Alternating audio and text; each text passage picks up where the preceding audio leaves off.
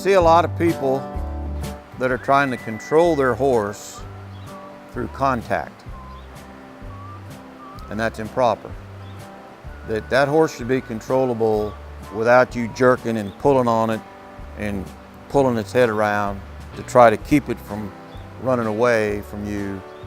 If you got to keep your horse from running away from you by pulling back in its mouth and holding it back and using that contact to control your horse, is really abusing a very sacred place. If you condition that horse's mouth and you condition its suppleness properly, that horse should canter, that horse should serve you in a way gladly without just running off with you. So I should be able to control that horse with the signal of my hands, with the lightness of a feather.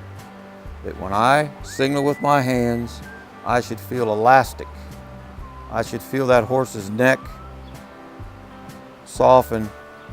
Now watch Diana, I'm going to ask her to yield the jaw of this horse. Now watch. So go ahead and flex her jaw. See how that horse drops its head, flexes its jaw, and responds to her hand softly with ounces of pressure. So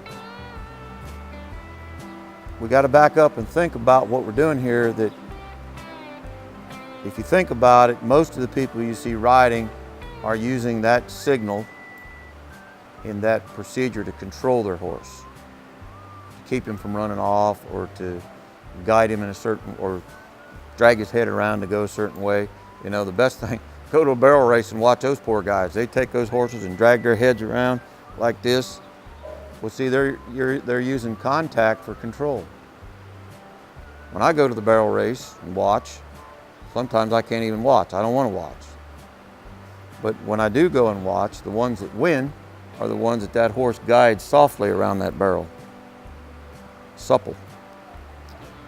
And they're not having to manually control that horse around by dragging its head around with a big old nose band and a big old leverage shank and a chain and all that. No. That's not the way to do it. But now when you do it this way, it's a little harder work, takes a little more time, takes a little more patience, but it pays off. It makes a horse special and it makes it a treasure. So next time you get on your horse, I want you to think about, am I controlling my horse with contact, or am I controlling my horse with softness?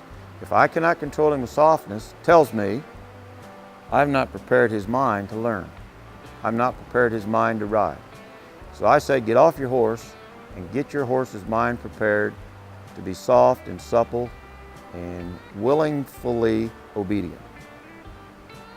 And that's how you make a horse special.